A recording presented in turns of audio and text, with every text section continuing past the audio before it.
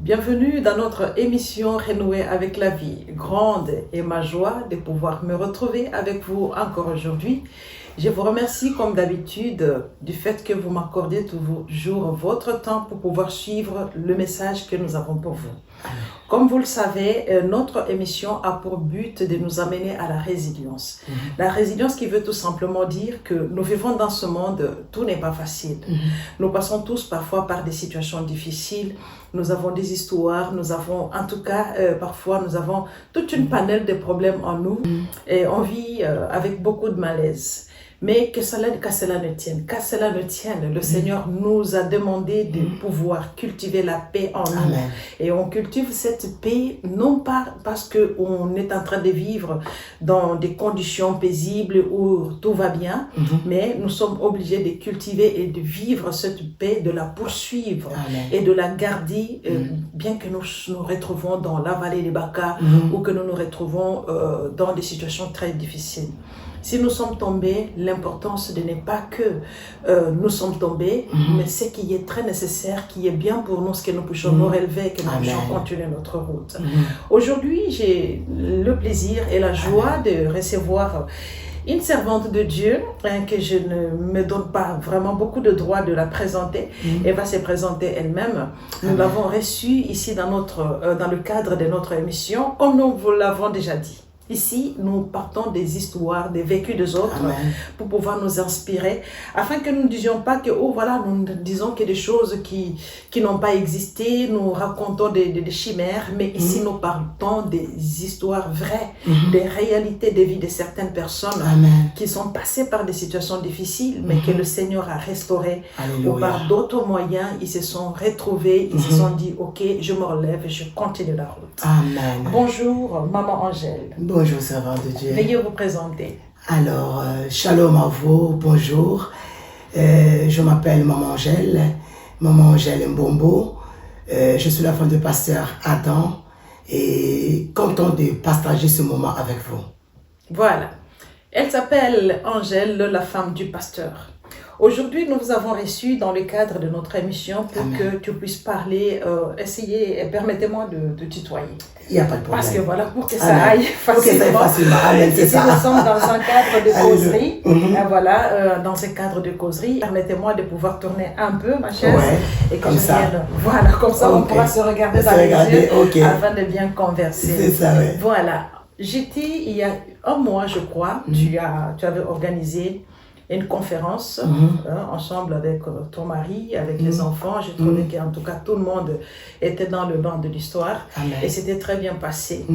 Et tu nous as prêché sur la situation de la femme samaritaine. Alors je t'avais dit qu'en tout cas tu l'avais tellement bien exploité, le thème était très bien exploité, que je m'étais dit qu'il faudra qu'un jour je vienne pour que tu puisses partager aussi avec nos téléspectateurs sur cette inspiration, ces révélations que Dieu t'avait données pour ce qu'elle a vécu de cette femme samaritaine. Comme il s'agit des histoires des autres, ce que la femme samaritaine avait aussi vécu, c'est une histoire qui aide beaucoup de gens. Beaucoup de gens C'est ça, dans la vie. Au fait, commencez d'abord à nous dire cette inspiration. Comment est-ce que tu es arrivé à parler de cette histoire? Et pour moi, tu en avais vraiment parlé différemment. Voilà. Merci beaucoup. C'est juste parce que ce que nous devons savoir, chacun de nous a quelque chose qu'il a vécu dans sa vie. Et en lisant, en méditant sur l'histoire de cette femme, la Samaritaine, et le Seigneur m'avait parlé par le Saint-Esprit pour parler, il n'y a pas que la Samaritaine. L'histoire de la femme samaritaine, c'est déjà passé. Mais il y a des Samaritaines en puissance aussi. Des gens qui vivent aussi des cas difficiles, rejetés auprès de la famille, rejetée dans la société, alors que la femme avait besoin de quelqu'un. Il y a des gens qui ont besoin d'être écoutés, mais tellement qu'ils sont tellement rejetés, il n'y a personne qui est là pour écouter ce qu'ils ont comme problème. Alors le Seigneur m'avait touché pour parler de cette femme qui a été rejetée. Mais un jour, il avait rencontré Jésus-Christ. Voilà pourquoi je voulais parler de cette histoire parce que je ne sais pas s'il y a quelqu'un aussi qui a vécu la vie de la femme samaritaine, pas seulement ce qui concerne le mari ou quoi, mais ce qui concerne aussi un problème, quelque chose qui s'est passé dans la vie et qui a fait que ce problème-là te poursuit ou tu n'as pas la paix. Et voilà pourquoi le Seigneur m'avait poussé de parler, d'exhorter le peuple de Dieu pour dire avec Dieu, rien n'est jamais trop tard. En tout cas, donc il y a beaucoup de gens qui passent par des situations difficiles. Ouais. La femme samaritaine, pour Ouais. elle avait un problème, Ouais. elle était rejetée. Oui, c'est ça. Est-ce que tu peux nous parler un peu de ce problème de la femme samaritaine? La femme samaritaine était rejetée parce que les gens la considéraient qu'elle c'était une femme d'une mauvaise réputation. Ok. Voilà pourquoi. Voilà pourquoi elle était rejetée. Nous voyons même lorsque le Seigneur dira à la femme, appelle-moi ton mari. La femme dira, je n'ai point de mari. Jésus dira, oui, tu as dit vrai parce que tu en as eu 5 maris. Cette femme, à cause des 5 maris qu'elle avait eus, et les gens ne savaient même pas pourquoi elle a perdu tous ces 5 maris, et elle était considérée comme une femme légère, comme une femme qui ne pouvait pas vivre avec les autres personnes. Voilà pourquoi cette femme a été rejetée, ça va. Ah ok, donc Ouais. elle a été rejetée parce que tout simplement cette femme, Ouais. en fait, était-elle une prostituée ou bien c'était une femme qui a divorcé autant de fois? Par là, comme je vous l'ai dit, il est vrai que les gens, en regardant cette femme, voyaient un peu ce qui s'est passé dans sa vie, et les gens considéraient cette femme que c'est une femme prostituée. Moi, c'est ce que les Saint-Esprit m'a révélé, parce que la Bible nous parle des femmes prostituées, on nous parle des Arabes, on nous parle de quelle femme encore, il y a encore d'autres femmes qui nous a parlé des femmes prostituées dans la Bible. Mais sur cette femme, Jésus lui a dit, parce que nous voyons que lorsque Jésus appelle cette femme, il ne dira pas à la femme que tu es une prostituée. Jésus a juste dit que tu as eu 5 maris. Et je préfère qu'on s'arrête là. Okay. C'est ce que Jésus a dit. Oui. Donc Jésus a parlé d'une femme qui a divorcé et Oui. non pas d'une femme prostituée. Et pourtant, Oui. nous savons que la Bible ne nous conseille pas le divorce. Ouais. Mais comment se fait-il que Jésus-Christ, lui qui est l'exemple à suivre, Ouais. lui qui est venu nous donner un bon message Ouais. du salut, Oui. et lui qui ne veut pas qu'il y ait la répudiation, comment pouvait-il s'approcher à une femme comme ça, que déjà le monde considérait comme une femme qui avait un CV difficile, Ok. d'autres femmes ne pouvaient pas se rapprocher d'elle. Tu vois, une femme, quand il est passé par des choses comme ça, c'est vrai Ouais. qu'il y a des femmes de bonne vie qui ne veulent pas s'approcher d'elle parce qu'elle a un mauvais exemple. Ouais. Et pour les maris aussi, il n'y a aucun mari qui peut accepter que non, sa femme puisse marcher avec une telle femme. Ok. Bon, voilà, il va t'influencer. Ouais. Comment se fait-il que Jésus-Christ lui laisse ça? Et pouvait-il s'approcher d'une femme comme celle-là? Savait-il que cette femme était dans cette situation? Ou Ouais. bien il a appris tout simplement quand il a commencé à converser avec elle? Ok. Premièrement, lorsque la parole nous dit, Jésus dira à la femme, tu en as eu 5 maris. Ok. Et celui que tu as avec n'est pas ton mari. Alors on s'arrête sur ce que Jésus a dit. Ouais. Nous ne savons pas, est-ce que le mari là, sont-ils morts ou bien ils sont vivants, on ne le sait pas. Alors on n'ajoute pas ce que le Seigneur ne nous a pas dit. Ah ok, donc la Oui. femme pouvait aussi être veuve. Elle pouvait être veuve Ok, aussi. elle pouvait aussi Donc être divorcée. voilà. Yeah. Donc il dira seulement que tu as eu 5 maris. Et lorsque nous lisons la Bible, Jésus nous parle, il nous montre qu'il est venu pour le mauvais. Voilà. Jésus est venu nous chercher, nous qui étions autrefois des pécheurs, Voilà. pour faire de nous des saints. Lorsque Jésus savait. Jésus savait, parce que lorsque même nous lisons la parole, nous voyons que Jésus avait tout organisé pour qu'il rencontre cette femme. Voilà. Jésus savait qu'il y avait une femme qui avait un problème. Voilà même pourquoi Jésus était seul, les disciples n'étaient pas là. Donc ce n'était pas une surprise pour Jésus. Jésus avait tout organisé pour rencontrer cette femme. Ok. Donc la Bible même nous dit que Jésus-Christ était en Judée. Amen. Et il voulait partir Oui, en Galilée. en Galilée, et voilà. le chemin pour arriver en Galilée, Oui. il fallait passer par la Samarie. Par la Samarie, Alors c'est que ça. les Samaritains et les Juifs ne s'entendaient pas. Voilà. Voilà ce que la femme même a dit à Jésus-Christ. Que non, comment est-ce que tu me demandes de l'eau Ok. à moi qui suis samaritaine, pendant que nous et vous, on ne se comprend pas. Ok. Et Jésus-Christ avait fait expressement ce jour-là qu'il passe par le lieu interdit pour Oui. les Juifs. Il Oui. est passé par là où il savait que non, ce peuple-là, c'était un peuple impur, Oui, c'était oui. un peuple de qui les Juifs ne pouvaient pas, ils ne pouvaient pas cohabiter ou Oui. converser avec. Oui, Il n'y avait oui. pas de contact entre les Juifs. Mais lui, le saint, il passe par Alléluia, là. Et c'est ça. donc, dans sa tête-là, il Oui. savait au moins que je vais passer par ce chemin Oui, oui. parce que je dois rencontrer une Oui, personne. oui. Donc, notre Seigneur, c'est par amour qu'il nous rencontre, comme tu dis, qu'il n'est pas venu pour le Seigneur. Comme la Bible dit que lui, il connaît tout. Hein? Il connaît, il est omniprésent, il est omnipotent, bien qu'il était dans sa nature terrestre, corporelle, mais il savait au moins, parce qu'il ne s'était pas détaché de sa divinité. Il est passé par Samarie, et il a rencontré cette femme, et spécialement pour cette femme qui avait un CV qui n'était pas bon. Il la rencontre, et Jésus demande même à cette même femme-là, donne-moi de l'eau à boire. Est-ce que tu peux nous parler un peu de cette conversation de l'eau? De quelle eau Jésus-Christ parlait-il? Oui. Lorsque Jésus rencontre cette femme, Jésus commence d'abord. Jésus savait. Et vous savez aussi que quand tu passes par des situations difficiles, quand tu passes par des moments difficiles où tu sens que tu es rejeté, ça arrive que ça change même ta façon de vivre. Ça peut même changer ton comportement, changer même ton langage, parce que tu te sens rejeté.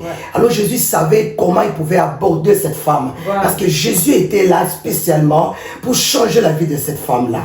Alors voilà pourquoi Jésus commence d'abord à demander de l'eau à la femme. C'était pour entrer un peu en conversion avec la conversation avec la femme. Et à vrai dire, Jésus n'avait pas soif. Parce que si Jésus avait soif, il pouvait déjà se servir d'eau à boire. Jésus n'avait pas soif. Demander à la femme de l'eau, Jésus voulait tout simplement dire à la femme, donne-moi ce que tu as comme charge. Donne-moi ce que tu as comme problème.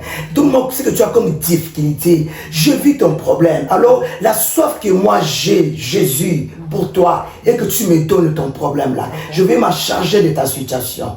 Donc, en d'autres termes, c'est ce que Jésus voulait dire à la femme. Essayer que la femme puisse comprendre. Oui, c'était ça. Ah, ok. Donc, Jésus n'avait pas vraiment naturellement soif. Et il avait besoin que la femme là lui donne son problème pour que lui, il puisse lui donner. Parce que la femme était à la recherche de l'eau. C'était une soif naturelle. Elle est allée chercher de l'eau. Jésus-Christ aussi, la Bible nous dit qu'il était fatigué parce qu'il avait fait un long voyage. Il s'est assis là-bas. Et les disciples sont allés chercher le pain à manger parce qu'il y avait un besoin naturel aussi de nourriture.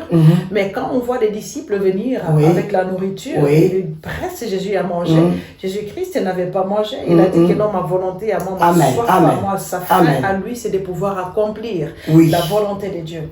Là, je peux aussi accepter que réellement, c'était pas vraiment cette soif physique pour abreuver son gosier. Il avait besoin que la femme puisse lui céder le problème. Comme il a dit, venez à moi, vous tous qui êtes fatigués. Je vous donnerai du repos. Donc, déposez vos fardeaux à mes pieds. Et puis, moi, je vais vous donner mon joug à moi qui est facile à porter. Donc, pour le cas de cette femme, Jésus dit, donne-moi de l'eau. Et puis, il lui dit que non, c'est à moi de te donner. Si je te donne cette eau, tu n'auras plus soif. Voilà. De quelle eau Jésus-Christ a parlé? Parce que Jésus, la femme veut lui donner, il lui demande à la femme l'eau du puits. Et lui, Jésus, il dit à la femme que je veux te donner une source. Explique-nous un peu ça. Déjà, nous savons que notre Seigneur s'appelle la source intarissable. Et lorsqu'on vient chez lui, on ne peut plus avoir soif. Voilà, même voilà que le Seigneur, la femme dira, Seigneur, donne-moi de cette eau pour que je ne revienne plus puiser. Parce que la femme revenait toujours puiser l'eau. Cela sous-entend que l'eau qu'elle puisait était tellement insuffisante. Voilà pourquoi elle devait toujours revenir. La femme ne voulait plus revenir. Donc, en d'autres termes, je voulais dire, la femme, quand il cherchait quelque chose qui pouvait étancher son problème, finir sa situation. Et Jésus lui dira, si je te donne cette eau, Jésus lui-même, lorsque nous lisons les évangiles, on nous dira qu'il s'appelle l'eau de vie. Il est l'eau qui étanche. Quand il parle de l'eau, il parle du changement. Il parle de sa parole. Ce que moi je suis, je te le donne. Tu ne vivras plus cette situation-là que tu es en train de vivre. Tu n'auras plus cela. Donc, à d'autres termes, c'est ça que Jésus voulait expliquer à la femme. Alors, Jésus dit à la femme, je vais te donner, donc si tu savais au moins, c'est lui qui t'a demandé, parce que la femme a commencé à discuter avec lui. Comment est-ce que tu me demandes de l'eau? Tu es juif, moi je suis samaritain. Et puis après, bon voilà, comment est-ce que je vais te donner de l'eau parce que tu n'as pas de quoi, de quoi pour puiser. Tu n'as pas de quoi puiser. Est-ce que tu es plus grand comme notre père Abraham? Tout cela, c'est parfois quand on ignore son interlocuteur. Il faut savoir la personne avec qui on est en train de causer. On doit toujours avoir parfois il y a des gens qui ont perdu des opportunités de la vie par manque tout simplement de savoir avec qui, quelle personne qui est en face de moi. Oui. Il y a des gens qui ont perdu vraiment leur chance de la vie, de réussir parce qu'ils n'ont pas bien géré la relation ou bien la personne que Dieu a mis à leur côté. À ce moment-là, la femme se retrouvait avec Dieu, avec le Seigneur, avec la solution, avec celui qui pouvait pardonner et ses péchés, qui pouvait lui rendre la valeur et la dignité qu'elle a perdue, qui pouvait la remettre encore en contact avec la société qui l'a rejetée. Mais quand il voit cet homme, lui, il considère que sa physionomie ou bien son habillement, il détecte non, celui-là c'est un juif, en tout cas il n'y a rien entre nous. La personne qui peut t'amener le salut dans ta vie, parfois, il ne viendra pas comme un prince, il ne viendra pas comme revêtu de l'or étant brillant. Parfois, c'est une personne qui vient dans un aspect que toi-même, donc tu peux même pas reconnaître que celui-là, c'est un porteur de solutions dans ma vie. C'est ça, donc, parfois, ça nous enseigne aussi à pouvoir être prudent quand nous gérons, quand nous sommes en contact avec des gens. Il faut avoir l'oreille spirituelle pour écouter et l'œil spirituel pour pouvoir aussi voir des choses telles que Dieu les voit. C'est ça. Et Jésus-Christ dit à la femme, il demande l'eau des puits, parce que la femme, pour étancher sa soif, elle devait venir chaque jour puiser de l'eau. Puis si pas chaque jour, peut-être chaque 2 jours, bien peut-être chaque semaine, mais du moins elle devra toujours venir. Parce qu'elle aura toujours soif. Elle aura toujours soif. Et pourtant l'eau des puits qu'on nous dit là, le puits c'est une fossée. On a creusé. Le puits n'a pas d'eau si la source ne l'a pas nourri. C'est ça, oui. Donc la source, en fait il y a d'autres canaux qui donnent l'eau du puits, mais dit que la source est plus importante que le puits.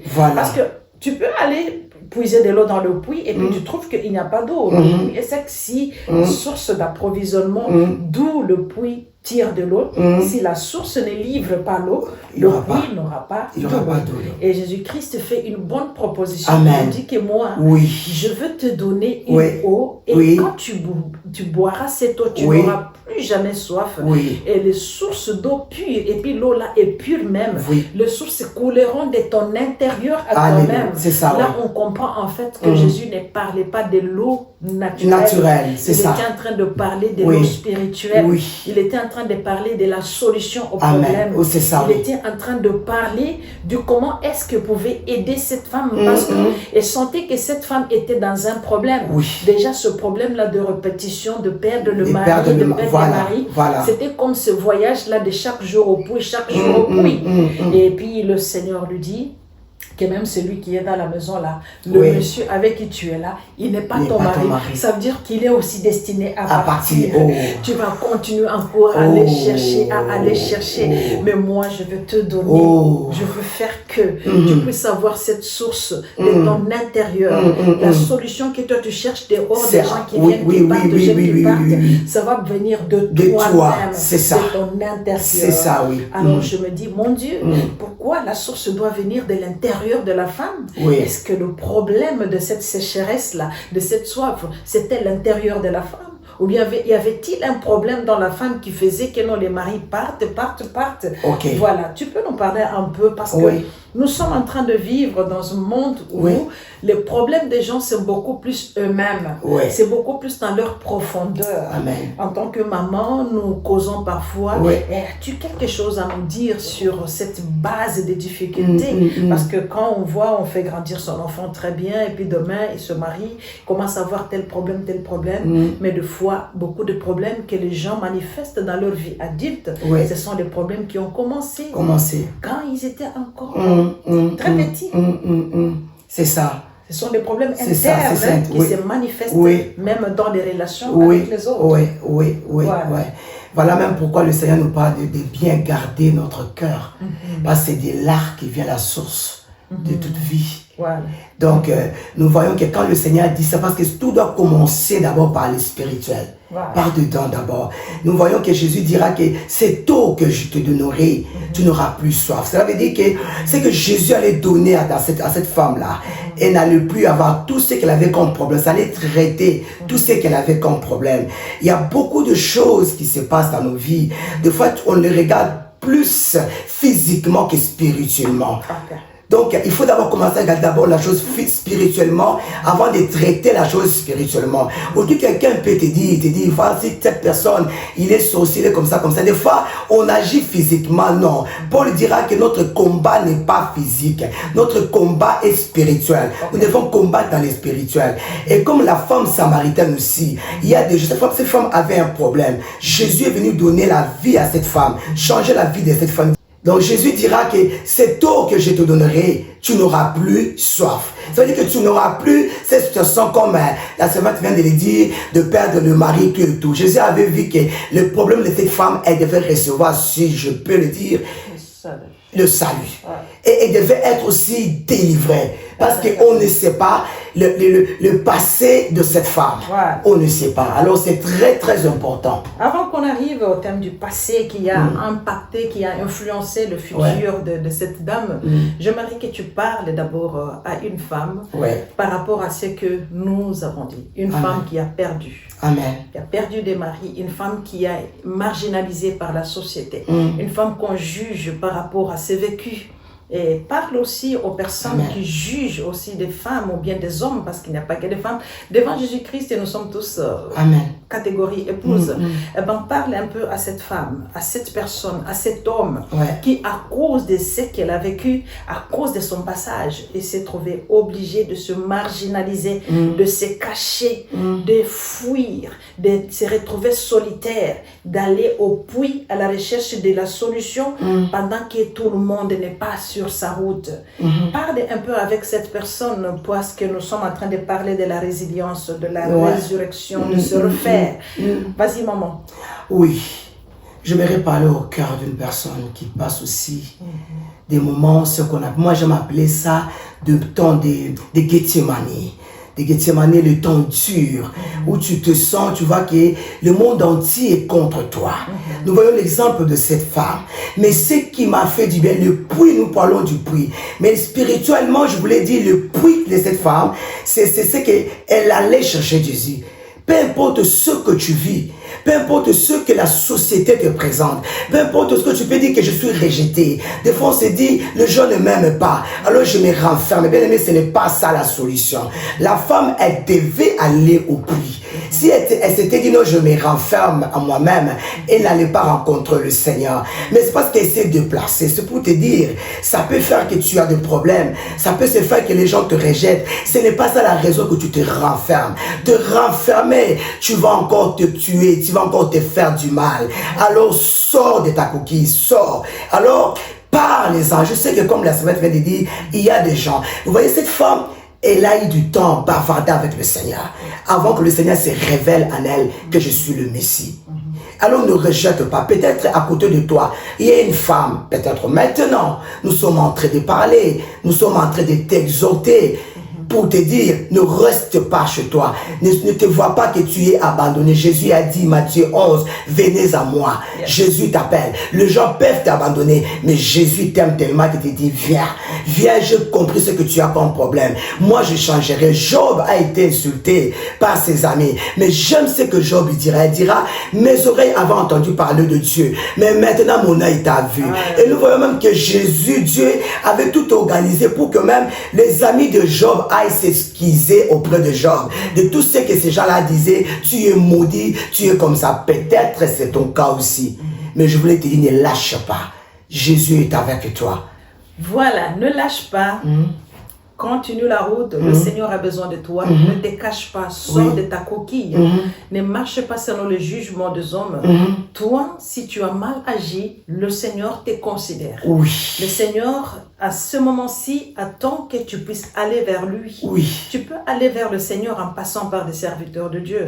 En passant, nous sommes là, nous sommes disposés à pouvoir parler à tous ceux cœurs qui souffrent dans la solitude. Nous pouvons t'aider, nous pouvons t'orienter, nous pouvons te montrer le chemin à suivre. Nous pouvons te conseiller, nous pouvons te rendre le sourire. C'est ça même l'objectif de notre émission Renouer avec la vie. Renoue avec la vie. Et nous t'invitons à la suite de cette émission. Si tu seras là, ça te fera grand plaisir. Et si tu peux partager cette émission, Dieu sera glorifié. Parce que si tu n'es pas dans ce cas ici, il y a quelqu'un d'autre qui est dans ce cas. En partageant tu sais pas combien de personnes tu pourras aider. Que Dieu te bénisse. Soyez bénis. Très bien.